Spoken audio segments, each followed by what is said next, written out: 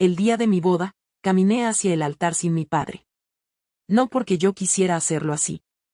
No porque fuera una mujer fuerte que había elegido entrar sola. No. Caminé sola porque, justo cuando la música empezó, mi padre decidió tomar del brazo a mi hermana menor. Delante de todos. Delante de mi futuro esposo. Delante de cada invitado que había venido a verme empezar una nueva vida. Mi nombre es Elena Vargas. Tenía 31 años cuando entendí que algunas heridas no se abren con gritos, sino con silencios. Yo estaba parada en la entrada del salón, con mi vestido blanco, mi ramo entre las manos y el corazón golpeando tan fuerte que podía escucharlo más que la música. Mi padre adoptivo, Ricardo Molina, estaba a pocos pasos de mí. Él había prometido llevarme al altar. Lo había prometido sin dudar. Pero en ese momento, no estaba mirándome a mí. Estaba mirando a mi hermana, Carla. Carla tenía los ojos llorosos, la cabeza inclinada y una expresión triste que conocía demasiado bien. Siempre hacía eso cuando quería que todos la protegieran. Mi madre se acercó rápido y me agarró la muñeca. Su voz fue baja, casi un susurro. Carla acaba de terminar con su novio. No hagas una escena, Elena. Hoy también es difícil para ella. Sentí que el aire desaparecía. Quise decir algo, pero no pude. La marcha nupcial ya sonaba. Los invitados ya estaban de pie. Y mi padre, el hombre que durante años me pidió que lo llamara papá, comenzó a caminar con mi hermana por el pasillo central. Yo me quedé atrás. Sola. Con un ramo que de repente pesaba como una piedra. Por un segundo, volví a sentirme como una niña. Una niña mirando una puerta cerrarse sin entender que había hecho mal. Entonces, alguien se movió al final del pasillo lateral. Un hombre apareció desde la sombra. Era mayor, con el cabello gris en las sienes, un traje oscuro y una mirada llena de algo que no supe nombrar al principio. Dolor. Esperanza. Miedo. Se acercó despacio. No dijo mi nombre. No explicó nada. Solo levantó su brazo, con calma, como si hubiera esperado toda una vida para hacer ese gesto. Yo no sabía quién era. Pero algo dentro de mí sí lo sabía. Tomé su brazo. Y cuando Ricardo giró la cabeza y lo vio a mi lado, su rostro perdió todo el color. La música siguió sonando. Pero el salón entero se quedó en silencio. Antes de contar lo que pasó después, necesito explicar qué clase de familia parecíamos ser. Desde afuera, todo se veía perfecto. Vivíamos en una casa grande, en un barrio tranquilo, con jardín limpio, cenas familiares y fotos sonrientes en la pared. Mi madre, Lucía, era una mujer que controlaba cada detalle. Los cumpleaños, las reuniones, las vacaciones, incluso las conversaciones. Todo tenía que verse bien. Todo tenía que sonar normal. Ricardo, mi padre adoptivo, era respetado por todos. Tenía un buen trabajo, hablaba con seguridad y siempre sabía cómo impresionar a la gente. Pero en nuestra casa, el amor no se repartía igual. Yo lo aprendí muy temprano. Ricardo no era mi padre biológico. Eso siempre lo supe. Lo que nunca me dejaron saber fue la verdad sobre el hombre que sí lo era. La historia que me contaron era corta y fría. Me dijeron que mi verdadero padre se había ido cuando yo era muy pequeña. Que bebía demasiado. Que era inestable. Que no quería responsabilidades. Que un juez había decidido que era mejor para mí crecer lejos de él. Cuando preguntaba más, mi madre cambiaba de tema. Cuando insistía, Ricardo cerraba la conversación con una frase que odiaba. Ese hombre no es parte de tu vida. Yo tenía 5 años cuando mi madre se casó con Ricardo. A los 7, él me adoptó legalmente. Recuerdo que todos decían que debía sentirme agradecida. Pero nadie me preguntó si yo quería olvidar mi apellido. Nadie me preguntó si extrañaba a alguien que ni siquiera me dejaban recordar. Después nació Carla. Y con ella, la casa cambió. Mi madre sonreía más. Ricardo era más paciente. Las reglas se volvían suaves cuando ella lloraba, pero duras cuando yo necesitaba algo. Carla era cuidada. Yo era corregida. Ella podía romper un vaso y todos decían que estaba cansada. Yo podía quedarme callada y me preguntaban por qué tenía mala actitud. Con los años, aprendí a no pedir demasiado. Aprendí a hablar bajo. Aprendí a no mostrar tristeza si no quería que la usaran contra mí. A los 18 años me fui a estudiar enfermería en otra ciudad, y nunca volví a vivir en esa casa. No hubo una gran pelea. No hubo despedida dramática. Solo entendí que lejos de ellos podía respirar mejor. Me convertí en enfermera de cuidados intensivos. Aprendí a mantener la calma cuando todo parecía romperse. Aprendí a escuchar, a observar, a sostener la mano de alguien sin hacer preguntas innecesarias. Pero la verdad es que muchas de esas cosas ya las había aprendido en mi propia familia. Años después conocí a Daniel. Daniel era abogado, tranquilo, atento y demasiado bueno para fingir que no veía mi dolor. Él no intentaba arreglarme. Solo se quedaba conmigo cuando mis recuerdos pesaban más de lo normal. Cuando me pidió matrimonio, fue una mañana de domingo, en nuestra cocina. No hubo cámaras, ni público, ni música. Solo él, una pequeña caja con un anillo, y una promesa silenciosa de quedarse. Dije que sí. Y por primera vez, pensé que tal vez mi vida podía empezar sin miedo.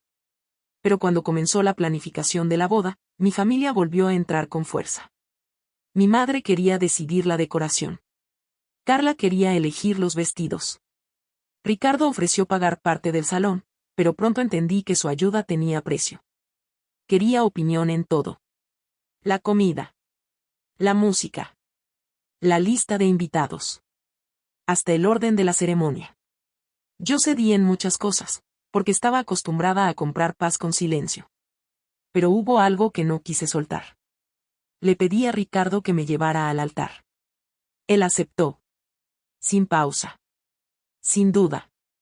Y por unas semanas, quise creer que, al menos ese día, él iba a elegirme a mí. Mi verdadero padre se llamaba Mateo Ríos. Escuché ese nombre por primera vez cuando tenía 9 años. Estaba buscando tijeras en un armario del pasillo, cuando encontré un sobre viejo, escondido entre documentos. Tenía la letra de alguien que no conocía, y estaba dirigido a mi madre. Antes de que pudiera abrirlo, Ricardo apareció detrás de mí. Me quitó el sobre de las manos con demasiada calma. No gritó. No se enojó. Solo me miró y dijo: «Eso no es para ti». Esa noche le pregunté a mi madre quién era Mateo Ríos. Ella se quedó quieta. Luego respondió: «Nadie importante». Pero su voz no sonó como si fuera nadie. Sonó como si ese nombre todavía doliera. A los 14 años volví a preguntar. Mi madre suspiró, se sentó frente a mí en la cocina y repitió la misma historia de siempre. Que Mateo había sido irresponsable. Que no estaba preparado para ser padre. Que Ricardo me había dado una vida estable. Que debía dejar el pasado en paz. Así que dejé de preguntar. Durante años creí que mi padre biológico me había abandonado. Creí que no me buscó. Creí que no luchó por mí. Hasta 8 meses antes de mi boda. Mi madre llegó a mi apartamento una tarde. No llamó con alegría. No traía regalos. Solo se sentó en mi cocina, con las manos temblando, y me dijo: «Elena, hay algo que debí decirte hace mucho tiempo». La verdad salió en pedazos. Mateo nunca me abandonó. Después de separarse de mi madre, él siguió visitándome. Venía cada viernes. Pagaba lo que podía. Guardaba mis dibujos. Preguntaba por mi escuela. Quería estar en mi vida. Pero Ricardo no lo soportaba. Cuando mi madre empezó una nueva relación con él, Ricardo quiso borrar todo lo anterior. No quería compartir el lugar de padre. No quería competir con un hombre que, aunque tuviera menos dinero, sí me amaba de verdad. Entonces hizo algo imperdonable. Buscó abogados. Presentó testigos falsos. Dijo que Mateo bebía, que era violento, que no era seguro para mí. Y como Mateo no tenía dinero para defenderse bien, perdió. Perdió las visitas. Perdió sus derechos. Perdió a su hija. A mí. Mi madre me confesó que años después descubrió la mentira. Ricardo se lo contó como si hubiera hecho algo heroico. Como si destruir a un padre fuera una forma de proteger una familia. Ella no lo denunció. No lo corrigió. No vino a buscarme con la verdad. Solo cargó el secreto durante años. Yo la escuché sin poder llorar. Había pasado toda mi vida sintiéndome difícil de amar, y de pronto entendí que tal vez nunca fui abandonada. Tal vez fui escondida. No le conté todo a Daniel al principio. No sabía cómo decirlo. No sabía qué hacer con una verdad tan grande. Pero Daniel notó que algo había cambiado. Una noche, mientras cenábamos en silencio, me tomó la mano y dijo: No tienes que explicarlo hoy. Solo no lo cargues sola. Lo que yo no sabía era que mi madre ya había encontrado a Mateo. Y que Daniel también lo sabía. 6 semanas antes de la boda, mi madre llamó a Daniel. Le dijo que Mateo quería asistir. Que tenía miedo de acercarse. Que no sabía si yo lo aceptaría. Daniel se reunió con él. Me lo contó después. Dijo que Mateo llegó con una carpeta llena de cartas antiguas, fotos pequeñas y copias de dibujos que yo había hecho cuando era niña. No preguntó si podía reemplazar a nadie. Solo preguntó si podía verme desde lejos, aunque fuera una sola vez. La noche antes de la boda, Daniel me miró con una seriedad extraña. Hay cosas que van a pasar mañana y me dijo. Y creo que serán buenas. Pero necesito que confíes en mí. Yo fruncí el ceño. Esa es la frase menos tranquila que me has dicho en tu vida. Él sonrió apenas. Lo sé. Pero confía en mí. Y confié. Aunque no entendía nada. Al día siguiente, cuando vi a Ricardo tomar del brazo a Carla, todo dentro de mí se rompió. Mi madre me agarró la muñeca. No hagas esto más difícil, susurró. Pero esta vez, algo era diferente. Porque desde el lado del pasillo, un hombre apareció. Mateo. Mi padre. El hombre que me habían quitado. Él extendió su brazo. Y yo, sin saber todavía toda la historia de ese momento, lo tomé. Caminamos juntos. Cada paso era lento. Cada mirada del salón pesaba. Ricardo nos vio y se quedó pálido, como si un fantasma hubiera entrado a la boda. Pero Mateo no miró a Ricardo. Me miró a mí. Y cuando llegamos al altar, se inclinó un poco y susurró. Perdóname por llegar tan tarde. Yo apreté su brazo. Porque no podía hablar. Pero por primera vez en mi vida, sentí que alguien había llegado por mí. La ceremonia siguió, aunque nadie en el salón parecía respirar igual que antes. Yo estaba frente a Daniel, con los ojos llenos de lágrimas, pero sin dejar que cayeran todavía. Él me miraba como si quisiera abrazarme, protegerme y decirme que todo iba a estar bien, todo al mismo tiempo. Mateo se quedó a mi lado solo unos segundos más. Después soltó mi brazo con cuidado, como si tuviera miedo de hacer demasiado, de ocupar un lugar que alguien le había robado hacía muchos años. Daniel tomó mis manos. Sus dedos estaban firmes. Y en ese momento entendí algo. Mi boda ya no era solo el día en que iba a casarme. Era el día en que una mentira de más de 20 años empezó a caer frente a todos. Ricardo no se movió durante varios minutos. Estaba sentado en la primera fila, con la cara rígida, mirando a Mateo como si su sola presencia fuera una acusación. Y lo era. No hizo falta gritar. No hizo falta mostrar documentos. No hizo falta contar toda la historia delante de los invitados. La verdad estaba allí, de pie, con un traje oscuro, el cabello gris y los ojos llenos de años perdidos. Cuando Daniel y yo dijimos nuestros votos, mi voz tembló. No por miedo. Por todo lo que estaba soltando. Prometí amar a Daniel con honestidad, sin esconderme, sin fingir estar bien solo para hacer cómodos a los demás. Y mientras decía esas palabras, supe que no solo se las decía a él. También me las decía a mí misma. Después de la ceremonia, Ricardo se fue antes de la cena. No se acercó a mí. No pidió disculpas. No intentó explicar nada.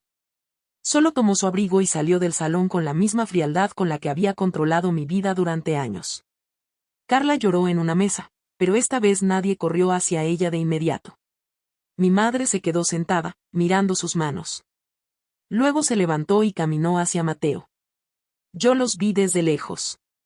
Hablaron durante mucho tiempo en una esquina del salón. Mi madre lloraba en silencio. Mateo asentía despacio. No parecía enojado. Parecía cansado. Como alguien que había esperado una explicación durante media vida, Y aún así no sabía si la explicación podía curar algo. Daniel se acercó a mí y puso una mano en mi espalda. Perdóname, dijo en voz baja. No sabía cómo decirte que él iba a venir. Tu madre tenía miedo. Yo también. Pero pensé que merecías la oportunidad de verlo. Lo miré. Parte de mí estaba herida porque lo había sabido antes que yo. Pero otra parte de mí entendía que, si me lo hubieran preguntado antes, tal vez habría dicho que no. No porque no lo quisiera, sino porque el dolor a veces nos enseña a cerrar puertas que en realidad necesitamos abrir. No sé cómo sentirme, le dije. Daniel besó mi frente. Entonces no decidas hoy. Solo siente lo que puedas. Esa noche, después de que los invitados se fueron, Mateo se acercó a mí con una pequeña carpeta en las manos. No traje esto para presionarte, dijo. Solo pensé que algún día quizá querrías verlo. Dentro había cartas. Muchas cartas. Algunas tenían fechas de cuando yo era niña. Otras eran más recientes. También había una foto mía a los 4 años, con un dibujo torcido de una casa, un sol amarillo y 2 figuras tomadas de la mano. Una figura pequeña. Una figura alta. Debajo, con letra infantil, decía: mi papá. No pude seguir conteniendo las lágrimas. Mateo tampoco. Desde aquella boda, nos hemos visto varias veces. No es fácil. No se recuperan 29 años con 4 cafés y algunas conversaciones. Hay silencios raros. Hay preguntas que todavía duelen. Hay momentos en los que no sabemos cómo llamarnos. Pero hay verdad. Y eso ya es más de lo que tuve durante casi toda mi vida. Mi madre y yo seguimos hablando, aunque despacio. Ella sabe que una disculpa no borra una vida construida sobre mentiras. Pero también sabe que, si quiere quedarse en mi vida, tendrá que hacerlo con honestidad. De Ricardo no he sabido mucho. Y por primera vez, eso no me rompe. Porque ahora entiendo que un padre no es solo el hombre que firma papeles, paga un salón o se sienta en la primera fila. Un padre es quien intenta llegar a ti, incluso cuando todos le cierran el camino. Ese día, yo pensé que iba a caminar sola hacia el altar. Pero la verdad llegó tarde. Muy tarde. Aún así, llegó. Y cuando extendió su brazo, yo lo tomé. Si esta historia te hizo sentir algo, escribe en los comentarios qué habrías hecho tú en mi lugar. Dale like al video, compártelo con alguien que ame las historias con verdades ocultas, y suscríbete para escuchar la próxima historia.